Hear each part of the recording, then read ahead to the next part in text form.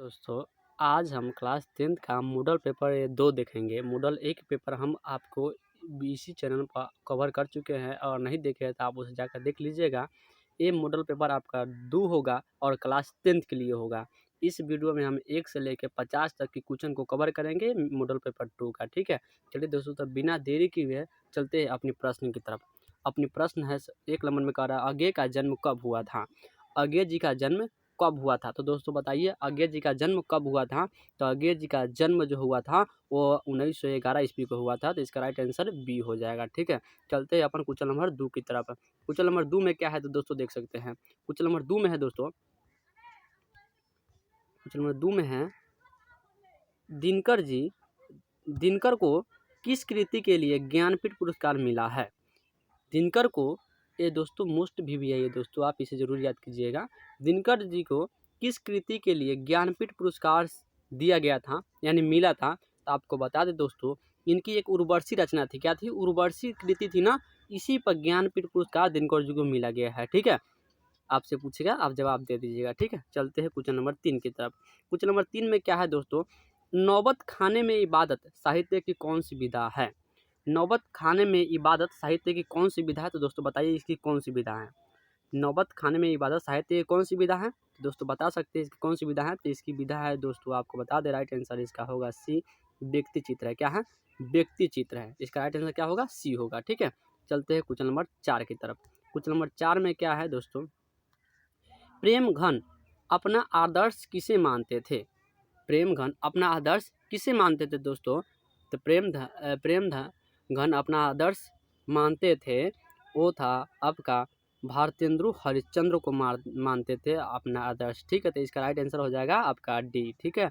चलते question number 5 की तरफ। क्वेश्चन नंबर 5 में है, भारत माँ के श्रेष्ठ मुख की तुलना कवि ने किससे की है? भारत माँ के श्रेष्ठ मुख की तुलना कवि ने किससे की है? तो दोस्तों वो किया है छायायुक्त चंद से किया था अपने मुख की तुलना, ठीक है। चलते हैं क्वेश्चन नंबर 6 की तरफ। क्वेश्चन नंबर 6 में क्या है, मिट्टी की अबोध मूर्ति कौन है?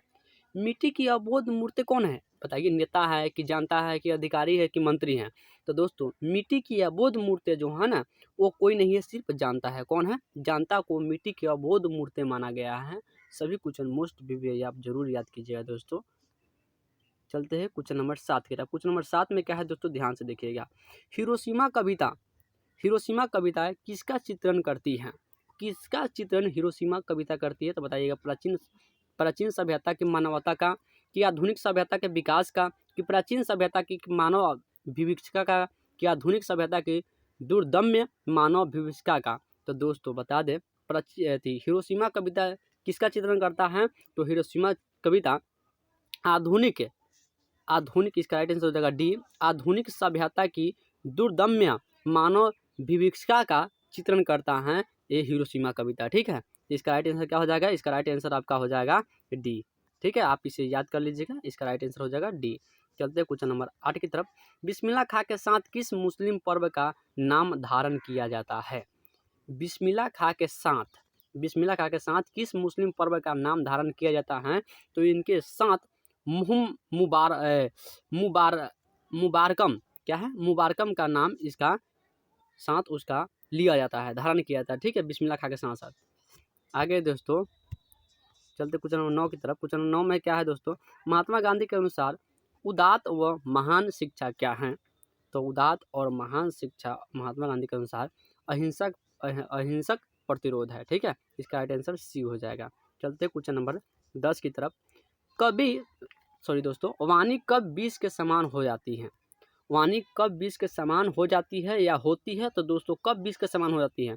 राम नाम के बिना, तीर्थ यात्रा के बिना, कि ज्ञान के बिना, कि इनमें से कोई नहीं? तो दोस्तों वाणी आप पढ़े होंगे कविता तो आपको खुद मालूम चल गया होगा, वाणी राम नाम के बिना क्या होता है? 20 के समान हो जाता है। वाणी अपनी जो भाषा है वो राम नाम बोली जो है वो राम नाम के बिना 20 के समान मानी जाती है, ये कविता पंक्ति में कहा गया है। 11 में चलते दोस्तों, रसखान के रचना काल के समय किसका राजकाल था? तो उस समय दोस्तों आपको बता दे, वो समय आपका राजगीर, क्या है? राजगीर इसका राजकाल था, ठीक है। चलते क्वेश्चन नंबर 12 की तरफ। कवियों में पर्जन्य किसे कहा है? कवियों में पर्जन्य किसे कहा है? तो दोस्तों कवियों में पर्जन्य जो कहा है वो है, कहा है इसको क्लाउडर को।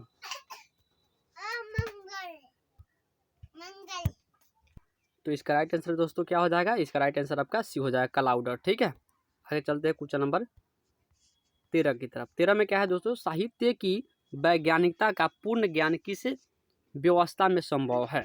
साहित्य की वैज्ञानिकता का पूर्ण ज्ञान किस व्यवस्था में संभव है? तो ये दोस्तों और किसी की व्यवस्था में संभव नहीं है, सिर्फ तो सिर्फ समाजवादी व्यवस्था में संभव है। ठीक है, तो इसका राइट आंसर सी हो जाएगा। चलते हैं क्वेश्चन नंबर 14 की तरफ। पंडित बिरजू महाराज का जन्म कब हुआ था? आप पढ़े होंगे तो बता सकते हैं दोस्तों। पंडित बिरजू महाराज का एक कथक नृत्य का दोस्तों डांसर था। पंडित बिरजू महाराज का जन्म कब हुआ था? तो दोस्तों पंडित बिरजू महाराज का जन्म 4 फरवरी 1938 ईस्वी को हुआ है। इसका राइट आंसर ये हो जाएगा। चलते क्वेश्चन नंबर 15 की तरफ। क्वेश्चन नंबर 15 में है, ल मंबोजेल द अभिनयो किसकी कृति है? ल मंबोजेल द अभिनयो किसकी कृति है? तो दोस्तों एक कृति आपका है जो पिकासो, किसका है? पिकासो का एक कृति है। तो इसका 15 का राइट आंसर आपका बी हो जाएगा।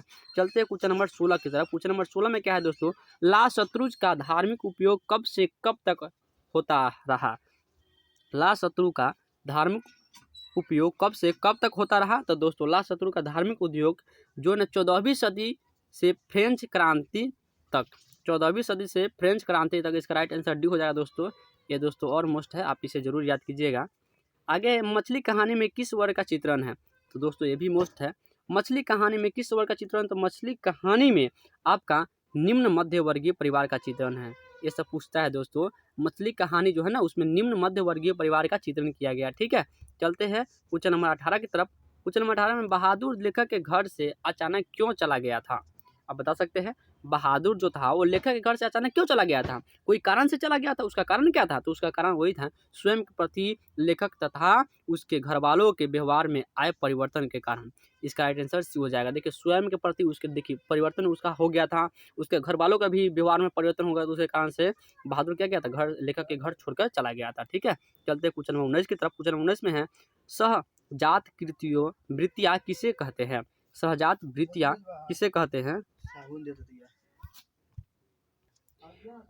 इसका राइट आंसर क्या हो जाएगा? बी हो जाएगा। एक मतलब देख लीजिए दोस्तों क्या कह रहा है। कह रहा था यहाँ पर सहजात वृत्तियों किसे कहते हैं? तो अनजान स्मृतियों को ही सहजात वृत्तियों कहते हैं। तो इसका राइट आंसर क्या हो जाएगा? बी। चलते क्वेश्चन नंबर 20 की तरफ। क्वेश्चन नंबर 20 में क्या है? नागरी लिपि के आरंभिक लेख हमें कहाँ से मिले हैं?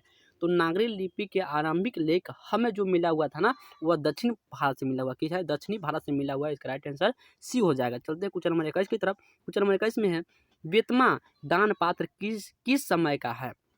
बेतमा दान पात्र किस समय का है? तो बेतमा दान पात्र जो था ना वो था आपका, इसका राइट आंसर हो जाएगा ए 1020 ईस्वी का था। ठीक है, चलते क्वेश्चन नंबर 22 की तरफ। 22 में दोस्तों पंडित बिरजू महाराज लखनऊ घराने की किस पीढ़ी के कलाकार है?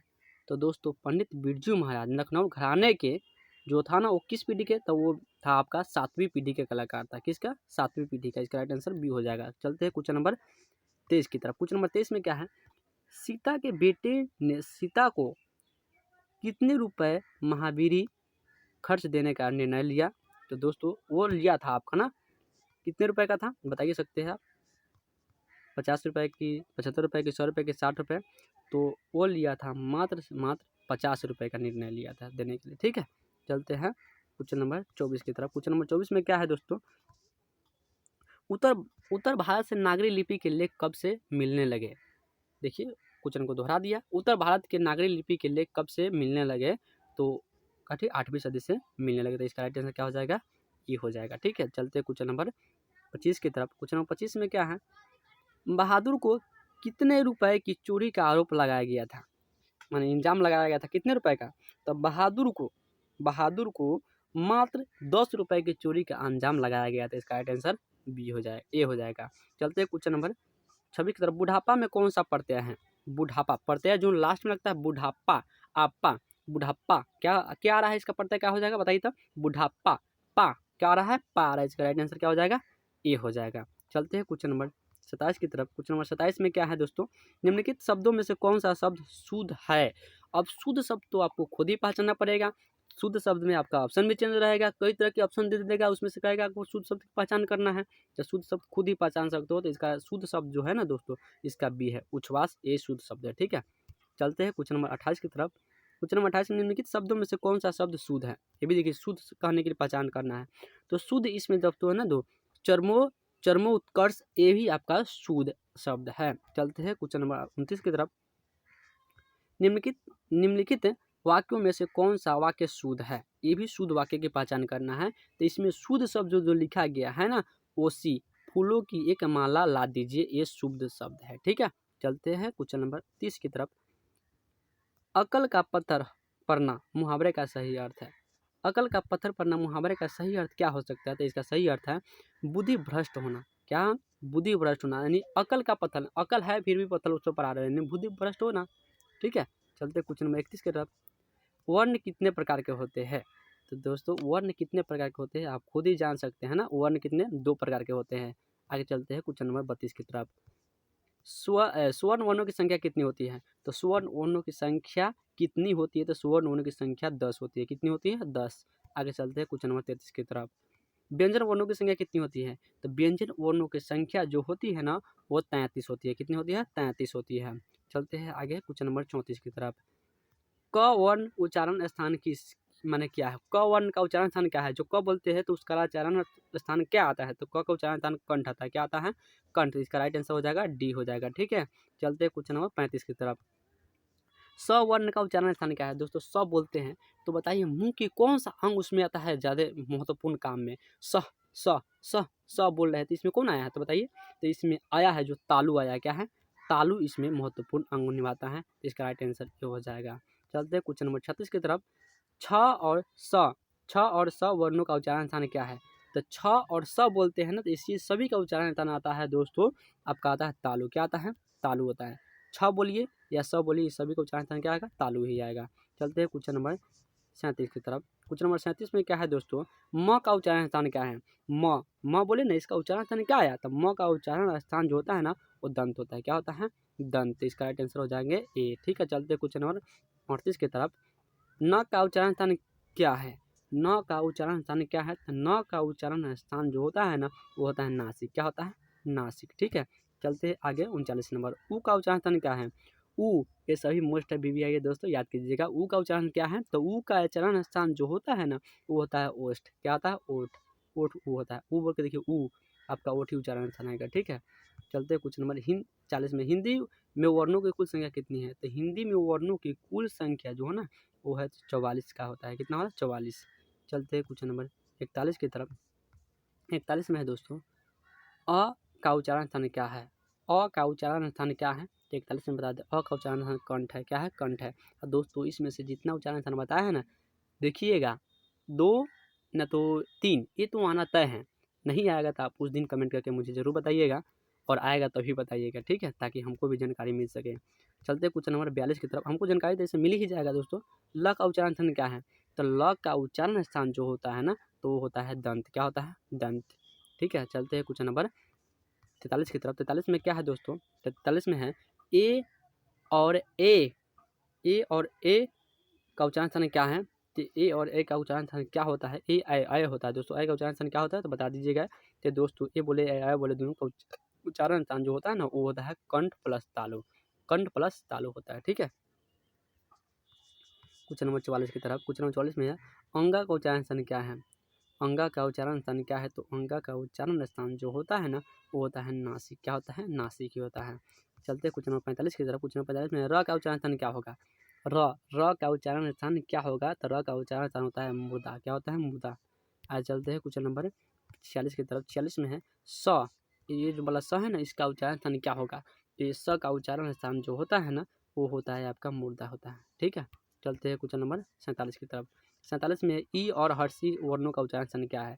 तो ई और हर्षी वर्णों का उच्चारण स्थान जो होता है ना, वो होता है तालु। क्या होता है, तालु। चलते हैं क्वेश्चन नंबर 38 की तरफ। 38 में क्या है दोस्तों, प और व का उच्चारण स्थान क्या है। प और व का उच्चारण स्थान जो होता है ना, तो प और उच्चारण स्थान का होता है दंत और ओष्ठ होता है। ठीक है, दंत और ओष्ठ होता है। आगे चलते हैं क्वेश्चन नंबर 49 की तरफ। 49 में है सूरदास शब्द कौन सी संज्ञा है? सूरदास कौन सी संज्ञा है? तो बताइए दोस्तों सूरदास कौन है? सूरदास कौन है? एक व्यक्ति है, व्यक्ति है ना, है आदमी है ना, है व्यक्ति है, तो व्यक्तिवाचक संज्ञा हो जाएगा। ठीक है, चलते क्वेश्चन नंबर 50 की तरफ। लास्ट क्वेश्चन मेरा क्या है? स्थिर कौन सी संज्ञा है? स्थिर कौन सी संज्ञा है? तो दोस्तों बता दे, स्थिर जो है ना वो भाववाचक संज्ञा है। क्या है? भाववाचक संज्ञा है। इस तरह से दोस्तों मेरा मॉडल पेपर 2-3 का समाप्त होता है। समाप्त तो नहीं दोस्तों, अब 50 से हम 51 से 60 तक क्वेश्चन इसमें करा देंगे। जब तक दोस्तों आप मॉडल पेपर 2 का 1 से 50 तक की वीडियो को आप देख के रिवाइजन कर लीजिएगा क्वेश्चन को, और फिर मिलते हैं नेक्स्ट वीडियो में। जब तक के लिए जय हिंद।